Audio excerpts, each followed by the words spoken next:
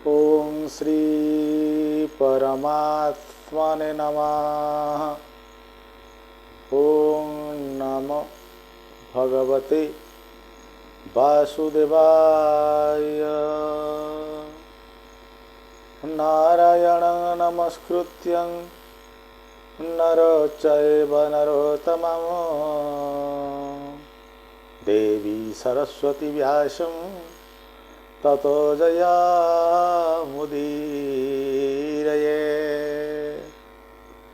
मूकं करोति वाचालं पङ्गुलङ्घयते गिरिं यत्कृपातमहं वन्दे परमानन्दमाधवम्।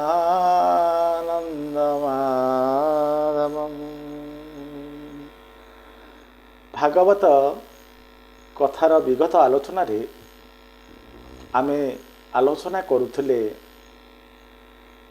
सुखदेव जी महाराज परीक्षित को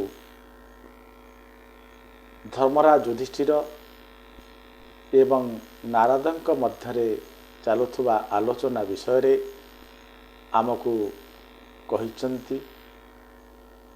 नारद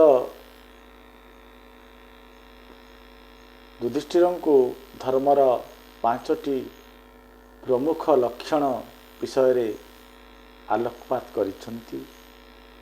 से आलोचना चालू रही। से आलोचना जहाँ आमे शुणिथिले ताहा परे परे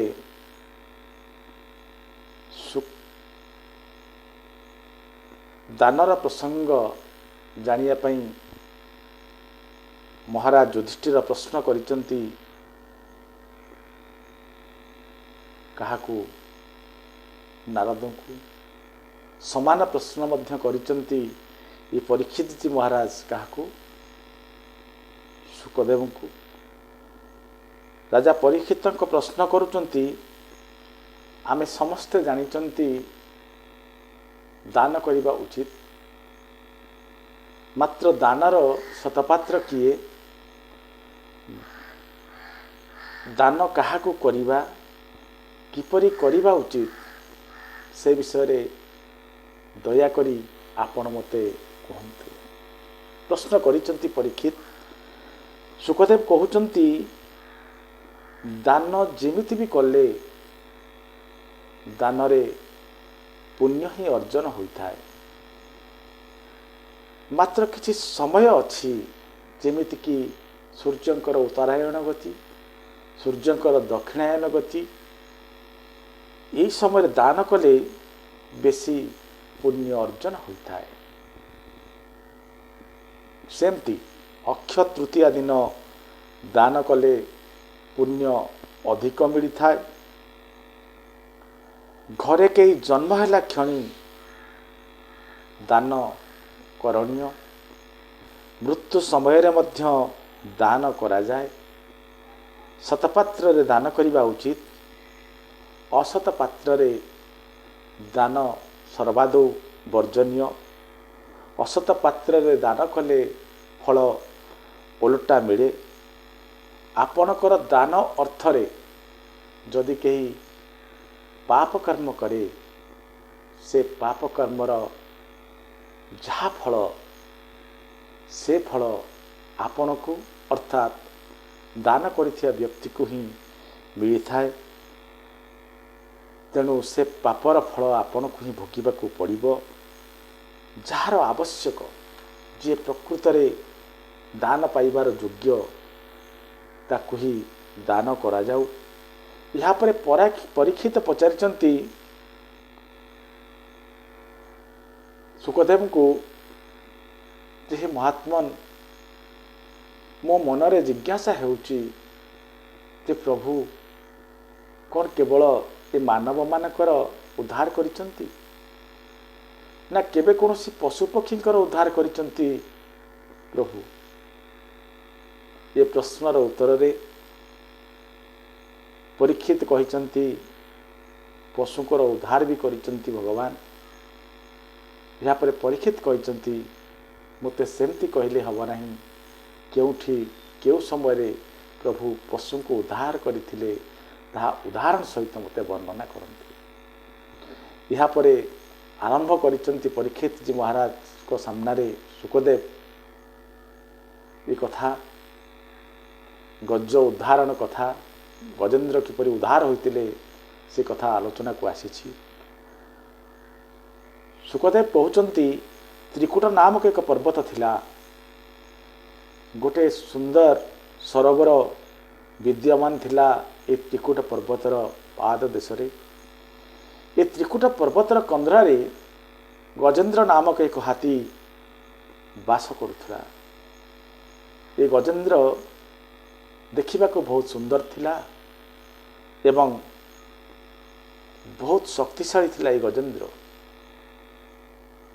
ଏ ଗଜେନ୍ଦ୍ର ବାସ୍ନା ପାଇଲା କ୍ଷଣି ସିଂହ, ବ୍ୟାଘ୍ର ଆଦି ହିଂସ୍ର ପଶୁମାନେ ସେ ସ୍ଥାନ ଛାଡ଼ି ଚାଲି ଯାଉଥିଲେ। ଗଜେନ୍ଦ୍ରର ସବୁଠାରୁ ଭଲ ଗୁଣ ଥିଲା ଯେଉଁମାନେ ହିଂସ୍ର ପଶୁପକ୍ଷୀ ନୁହନ୍ତି, ଯେଉଁମାନେ ନିରୀହ ପଶୁପକ୍ଷୀ, ସେମାନଙ୍କର ତ୍ରାଣକର୍ତ୍ତା ଥିଲା ଏଇ ଗଜେନ୍ଦ୍ର। ଯଦି ଏଇ ନିରୀହ ପଶୁମାନଙ୍କ ଉପରେ ଆକ୍ରମଣ ହେଉଥିଲା, ସେ ଆକ୍ରମଣରୁ କେହି ବଞ୍ଚାଉ କି ନ ବଞ୍ଚାଉ ଏ ଗଜେନ୍ଦ୍ର ଯାଇ ସେମାନଙ୍କୁ ଉଦ୍ଧାର କରୁଥିଲା। ତେଣୁ ସମସ୍ତଙ୍କର ପ୍ରିୟ ଥିଲା ଏ ଗଜେନ୍ଦ୍ର। ଦିନେ ଗଜେନ୍ଦ୍ର ନିଜ ପରିବାର ସହିତ ସରୋବରକୁ ଆସିଲା। ଅନେକ ଗୁଡ଼ିଏ ସ୍ତ୍ରୀ, ଅନେକ ପିଲାମାନଙ୍କର ପିତା ହେଉଛି ଏଇ ଗଜେନ୍ଦ୍ର। ଗଜେନ୍ଦ୍ରକୁ ଟିକେ ଶୋଷ ହେଉଥାଏ। ଗଜେନ୍ଦ୍ର ସରୋବରରେ ପଶି କ'ଣ କଲା, ଶୋଷ ମେଣ୍ଟାଇବା ପାଇଁ ପାଣି ପିଇଲା।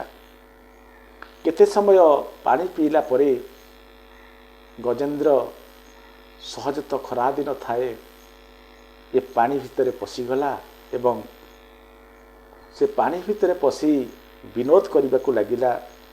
ନିଜ ପିଲା ସ୍ତ୍ରୀଙ୍କ ଉପରକୁ ପାଣି ଫୋପଡ଼ା ଫୋପଡ଼ି ଆରମ୍ଭ କଲା। ପୁରା ମସ୍ତିରେ ମଜିଗଲା ଗଜେନ୍ଦ୍ର। ଯେତେବେଳେ ସ୍ତ୍ରୀଙ୍କ ଉପରେ ପାଣି ପକାଉଥିଲା, ହସ୍ତିନୀମାନେ ଲଜ୍ଜାପଦ କରି ଶରମି ଯାଇ କହୁଥିଲେ, ନାଥ ପାଣି ପକାନ୍ତୁ ନାହିଁ। ଏମିତି ମଜା କରୁଥିଲା କିଏ? ଗଜେନ୍ଦ୍ର। ଗଜେନ୍ଦ୍ର ପାଣି ପିଉଥିଲା ସେ ପର୍ଯ୍ୟନ୍ତ ଠିକ୍ ଅଛି, ଗଜେନ୍ଦ୍ର କ୍ରୀଡ଼ା କରୁଥିଲା ସେ ପର୍ଯ୍ୟନ୍ତ ଠିକ୍ ଅଛି, କିନ୍ତୁ ଗଜେନ୍ଦ୍ର ଭୁଲିଗଲା ଯେ ଅନ୍ୟର ଅଞ୍ଚଳକୁ ଯାଇ ଅନ୍ୟର ବାସସ୍ଥାନରେ ପହଞ୍ଚି ସେ ବାସସ୍ଥାନରେ ଯାଇ ଉଦମ ମଚାଇବା, ଜୋର ଜୋର ନାଚିବା, ସେ ପାଣିକୁ ଘାଣ୍ଟିବା, ପାଣିକୁ ଗୋଳିଆ କରିବା ଇତ୍ୟାଦି କର୍ମ କରିବା କଥା ନୁହଁ ଯାହା ଗଜେନ୍ଦ୍ର କରିଥିଲା।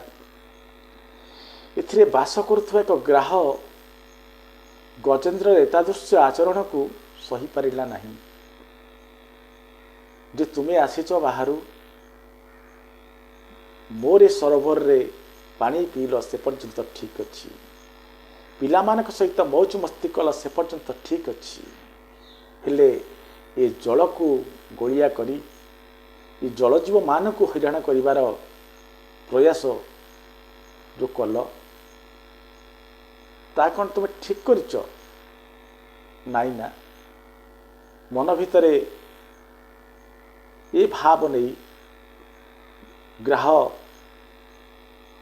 ଏ ଯେଉଁ ସରୋବରର ଗ୍ରାହ କ'ଣ କଲା, ଗଜେନ୍ଦ୍ରର ଗୋଡ଼କୁ ଧରି ପକାଇଲା। ଗଜେନ୍ଦ୍ର ଏକଥା ଜାଣିଲା ଯେ ମୋ ଗୋଡ଼କୁ କେହି ଜଣେ ଧରି ପକାଇଛି, ତଥାପି ନିର୍ବିକାର ଯେ ଗଜେନ୍ଦ୍ର।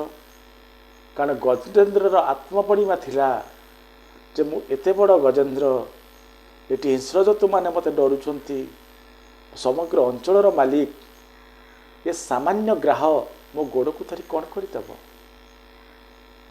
ଧରିଛି ତ ଧରୁ। କିଛି ସମୟ ପରେ ଯେତେବେଳେ ଗ୍ରାହ ଜାଣିବ ମୋର ଟକରା ଟକରି ହେଇଛି ଆଜି ଗଜେନ୍ଦ୍ର ସହିତ, ଏବଂ ଯେତେବେଳେ ମୋର ବଳ ବିଷୟରେ ଜାଣିପାରିବ ଏ ଗ୍ରାହ, ବଳେ ମୋତେ ଭୁଲ ମାଗିବ ଯେ ହେ ଗଜେନ୍ଦ୍ର, ମୁଁ ତୁମ ଗୋଡ଼ ଧରି ଭୁଲ କରିଛି, ମୁଁ ତାକୁ କ୍ଷମା କରିଦେବି। एभली चिंतन आसी कहार गजेन्द्रर आत्माभिमानी थिला गजेन्द्र जितेबले जानी जे गजेन्द्र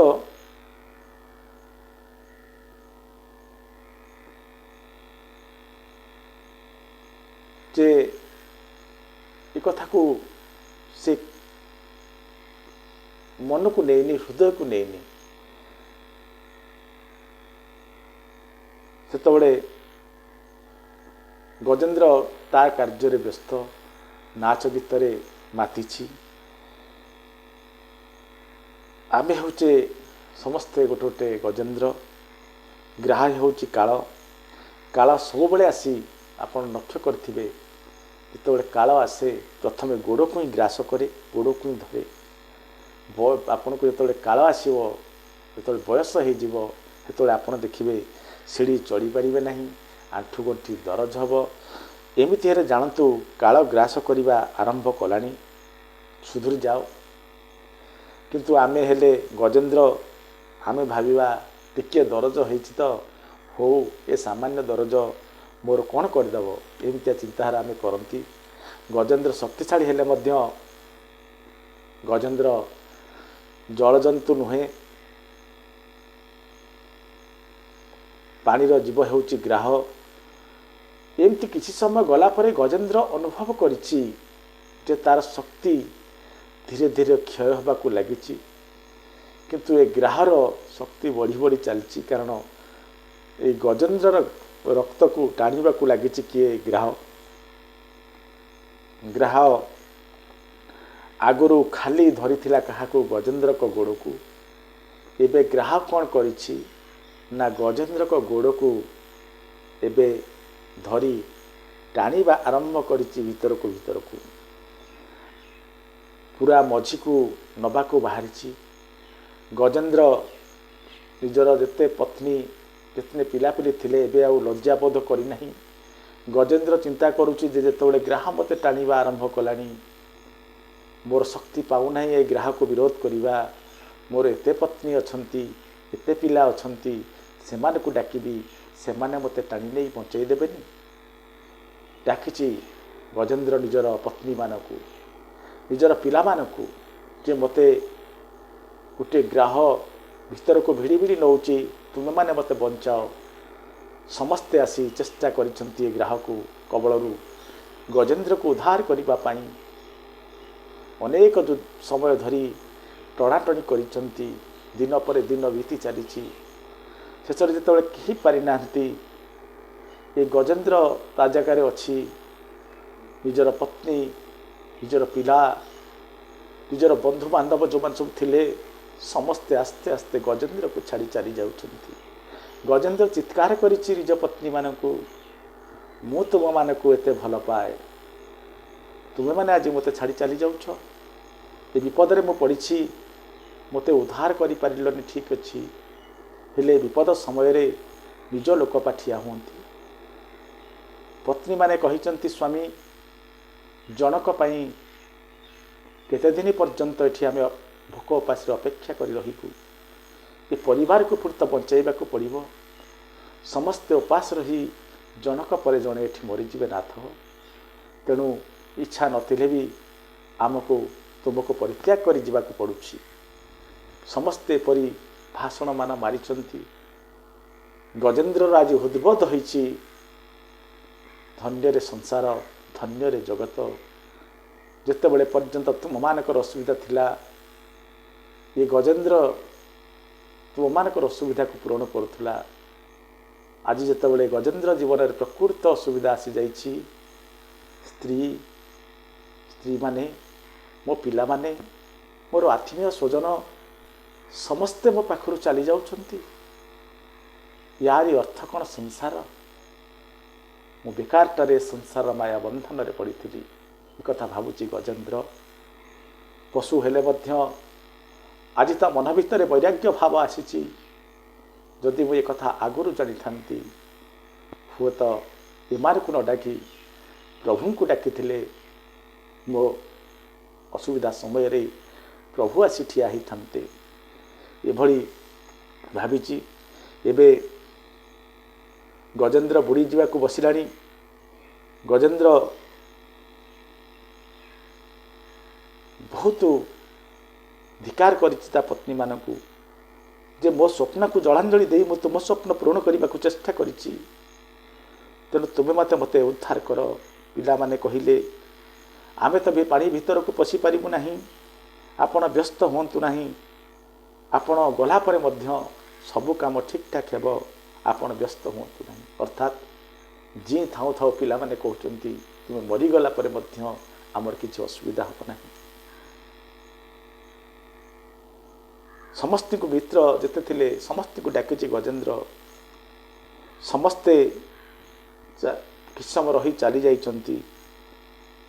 ଏବେ ଗ୍ରାହ କ'ଣ କରିଛି, ଗ୍ରାହର ଶକ୍ତି ବଢ଼ିଯାଇଛି। ଗ୍ରାହ ଧୀରେ ଧୀରେ ଗଜେନ୍ଦ୍ରକୁ ପାଣିର ଅଧା ପର୍ଯ୍ୟନ୍ତ ନେଇଯାଇଛି। ବର୍ତ୍ତମାନ ଗଜେନ୍ଦ୍ର ବୁଡ଼ିଯିବା ଅବସ୍ଥାରେ ଅଛି। କେବଳ ଶୁଣ୍ଢ ଉପରକୁ ଦେଖାଯାଉଛି। ସମଗ୍ର ଶରୀର ଆଜି ଗଜେନ୍ଦ୍ରର ବୁଡ଼ି ସାରିଲାଣି, ଗ୍ରାହ ଟାଣି ନେଲାଣି। ଏ ସମୟରେ ଗଜେନ୍ଦ୍ର ଚିନ୍ତା କରିଛି, ଯେତେବେଳେ ମୋ ପରିବାର ହେଲେନି, ଯେତେବେଳେ ମୋ ସଂସାର ମୋର ହେଲାନି, ଯେତେବେଳେ ମୋ ପତ୍ନୀମାନେ ମୋର ହେଲେନି, ଯେତେବେଳେ ମୋର ଆତ୍ମୀୟ ସ୍ୱଜନ ହେଲେନି, ଯେଉଁମାନଙ୍କ ସମୟରେ ମୁଁ ଏତେ ସମୟ, ଯେଉଁମାନେ ପଛରେ ମୁଁ ଏତେ ସମୟ ଦେଇଥିଲି ସେମାନେ ହେଲେନି। ମୁଁ ବଡ଼ ଭୁଲ କରିଦେଇଛି। ଯେଉଁମାନେ ମୋର ନୁହନ୍ତି ମୁଁ ସେମାନଙ୍କୁ ନିଜର ଭାବିଛି। ପରମ ପିତାକୁ କେବେ ଡାକି ନାହିଁ। ଆଜି ଅସମୟରେ କେହି ମୋ ସାଙ୍ଗରେ ନାହାନ୍ତି। ମୋ ନିଜ ଲୋକମାନେ ତ ଛାଡ଼ି ଚାଲିଗଲେ। ମୁଁ ଦେଖେ ପରମ ପିତା ମୋ ଡାକ ଶୁଣୁଛନ୍ତି କି ନାହିଁ। ଏଇଆ ଭାବି ଗଜେନ୍ଦ୍ର କ'ଣ କରିଛି, ଦୃଢ଼ତାର ସହିତ ସେ ଜାଣିଛି ଯେତେବେଳେ ଯାହାର କେହି ନାହିଁ ତାର ଭଗବାନ ଅଛନ୍ତି। ତେଣୁ ଗଜେନ୍ଦ୍ର ଆକୁଳ ନିବେଦନ କରିଛି, ହେ ପରମ ପିତା, ହେ ପରମେଶ୍ୱର, ମୋର ରକ୍ଷା କର। ହେ ଦ୍ୱାରିକାନାଥ, ମୋତେ ରକ୍ଷା କର।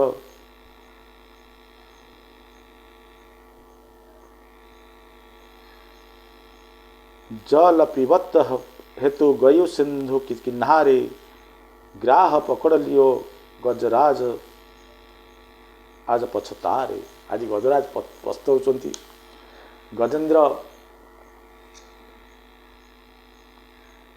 उद्धार लड़ाई जारी रखी क्या सहित ये जो ग्राह सहित युद्ध बंद करना हेले लड़ाई चली ता भितरे आंतरिकतार सह प्रभु को डाकुची गजेन्द्र।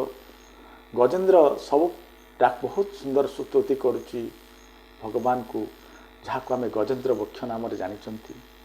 गजेन्द्र मोक्ष स्तुति करुच्ची ये गजेन्द्र, किंतु का ना नेहुनी। सबु भगवान बसी स्वर्गरे ये लड़ाई को देखुचंती। समस्ते बाहरिकी अच्छंती जे गजेन्द्र आम ना नेले आमे जाई गजेन्द्र को उद्धार करिबु। समस्त देवता आत्माभिमान रे व्यस्त। जिते देवगण अच्छंती समस्ते चिंता करुचंती जे गजेन्द्र तो आम ना नेउनी, तेणु आमे कहीं जीवा। एमती समस्ते आत्माभिमान रे जतबेले अच्छंती शेष रे गजेन्द्र अवस्था देखिचंती भगवान विष्णु। विष्णु गरुड़ उपरे बसी बाहरी गजेन्द्र रक्षा उद्देश्य रे। प्रभु को दर्दना डाक गजेन्द्र एते कष्ट देउछ जे प्रभु भावुचंती गरुड़ एते आस्ते आस्ते कहीं जाउची।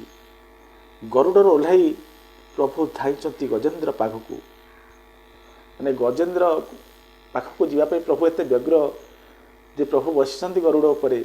गरुड़ तीव्र गति जाउची, किंतु प्रभु को गरुड़ तीव्रता देखा जाऊ नहीं। गरुड़ केते जोर जाऊ देखा जाऊ नहीं। भगवान को लगुच जो कष्ट पाऊँच आज गजेन्द्र ये जो तीव्रतार जाऊँच कि गरुड़ खूब कम तीव्रता गति जाऊँच, आस्ते आस्ते जाऊँच। से प्रभु कौन कर मोर गरुड़ पाख ओह्ल पड़ी व्याकुल भाव में दौड़ा आरंभ कर। व्याकुल दीननाथ गरुड़ तेज भागे। अर्थात व्याकुल हो दीननाथ अर्थात प्रभु भगवान गरुड़ पर डेकी दौड़ा आरंभ कर। भगवान जितेबाला माँ लक्ष्मी प्रश्न जो प्रभु बाहरी से माँ लक्ष्मी प्रश्न कले ଯେ ଦେବ ଇଏ ମଧ୍ୟରାତ୍ରି ସମୟ ସବୁ ଭକ୍ତର ଉଦ୍ଧାର ପାଇଁ କ'ଣ ଆପଣ ନିଜକୁ ହିଁ ଯିବାକୁ ପଡ଼ିବ? କୋଟି କୋଟି ସେବକ ଆପଣଙ୍କର, ସେମାନଙ୍କୁ କିଛି କିଛି କାମ ଦିଅନ୍ତୁ। ଏତେ ସେବକଙ୍କୁ ପାଳିକି ରଖିଛନ୍ତି, ସେମାନଙ୍କୁ କିଛି କାମ ଦିଅନ୍ତୁ ନା। ସମୟ ଅସମୟ ନାହିଁ, ଆପଣ ନିଜେ ସବୁ ଜାଗାକୁ ଦୌଡ଼ି ପଳାଉଛନ୍ତି। ଏକ ଘଡ଼ି 24 ମିନିଟ୍, ସେ 24 ମିନିଟ୍ ସମୟ ବି ଆପଣ ନିଜ ସ୍ତ୍ରୀକୁ ଦେଉନାହାନ୍ତି। ପ୍ରଭୁ କହୁଛନ୍ତି ଭକ୍ତମାନେ ମୋତେ କରୁଣା ସିନ୍ଧୁ କୁହ ତ କାହିଁକି ଡାକୁଛନ୍ତି? ଗ୍ରାହ କବଳରେ ଭକ୍ତ, ମୁଁ ଶାନ୍ତିରେ ଏଠି ଶୋଇବି କେମିତି? ଏବେ ଯାହା ହେଉ ଭଗବାନ ଆସି ଗ୍ରାହର ପାଖରେ ପହଞ୍ଚିଛନ୍ତି। ଗ୍ରାହ ସାଙ୍ଗେ ସାଙ୍ଗେ ଏକ ପଦ୍ମଦଳ ପଦ୍ମଫୁଲ ପ୍ରଭୁଙ୍କୁ ଅର୍ପଣ କରିଛି। ଗ୍ରାହର ଉଦ୍ଧାର କରିଛନ୍ତି ପ୍ରଭୁ ଏବଂ ଗଜରାଜକୁ ସାଙ୍ଗରେ ନେଇ ପ୍ରଭୁ ନିଜ ଧାମକୁ ଆସିଛନ୍ତି। ପ୍ରଭୁ ଯେତେବେଳେ ନିଜ ଧାମକୁ ଆସି ପହଞ୍ଚନ୍ତି, କାହାକୁ? ଏଇ ଗଜେନ୍ଦ୍ରକୁ ନେଇ ସାଙ୍ଗରେ ନିଜ ଧାମରେ ପହଞ୍ଚିଲା ବେଳକୁ ଗ୍ରାହ କିନ୍ତୁ ଆଗରୁ ପହଞ୍ଚି ଯାଇ ସେଠି ଅପେକ୍ଷା କରିଛି। ଗଜେନ୍ଦ୍ର କହିଛି ପ୍ରଭୁ ୟାରି ପାଇଁ ତ ସବୁ ନାଟକ, ହେଲେ ଏ ଗ୍ରାହ ମୋ ଆଗରୁ କ'ଣ ଆସି ଆପଣଙ୍କ ଧାମରେ ପହଞ୍ଚି ଗଲାଣି? ଭଗବାନ କହିଲେ ଏ ତ ନର୍କ ଯିବାର କଥା, ମାତ୍ର ଯେହେତୁ ମୋ ଭକ୍ତ ଗୋଡ଼କୁ ଅର୍ଥାତ୍ ତୁମରି ଗୋଡ଼କୁ ଏ ଗ୍ରାହ ଧରିଛି, ତେଣୁ ସେ ହେଉଛି ମୋର ଅନନ୍ୟ ଭକ୍ତ। ଯେ ମୋ ଭକ୍ତର ପାଦକୁ ଧରେ, ଯେ ମୋ ଭକ୍ତର ସେବା କରେ, ସେ ମୋର ଭକ୍ତ ହୋଇଯାଏ।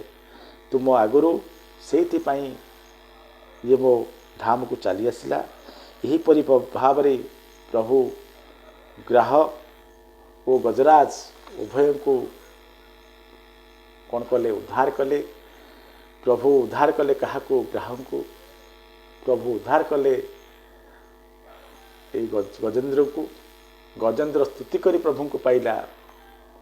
ମାତ୍ର ଗ୍ରାହ ଜାଣତରେ ଅଜାଣତରେ ହେଉ, ମନ ଭିତରେ ଖରାପ ଚିନ୍ତନ କରି ହେଉ, ଯେହେତୁ ପ୍ରଭୁଙ୍କର ଭକ୍ତ ଏଇ ଗଜେନ୍ଦ୍ରର ଗୋଡ଼କୁ ଧରିଥିଲା ଗ୍ରାହ ମଧ୍ୟ ଉଦ୍ଧାର ପାଇଲା।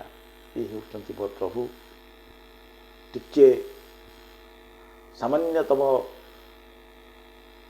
ମମତା, ସାମାନ୍ୟତମ ଭକ୍ତି ପାଇଲେ ମୋ ପ୍ରଭୁ ବିଗିଳି ଯାଆନ୍ତି ବରଫ ପରି। ତେଣୁ ଏତେ ସୁନ୍ଦର ଭଗବାନଙ୍କୁ ଯେତେବେଳେ ପାରୁଛନ୍ତି, ଆପଣମାନେ ନିଶ୍ଚିତ ଭାବରେ ପ୍ରଭୁଙ୍କ ଶରଣକୁ ଯାଆନ୍ତୁ। ଦେଖିବେ ବିଶ୍ୱନିୟନ୍ତା ଭଗବାନ ନିଶ୍ଚିତ ଭାବରେ ଆପଣମାନଙ୍କର ମଧ୍ୟ ଉପକାର କରିବେ। ଆଗାମୀ ଭିଡ଼ିଓରେ ପୁଣି ଥରେ ଦେଖା ହେବ। ସେ ପର୍ଯ୍ୟନ୍ତ ରହୁଛି। ନମସ୍କାର।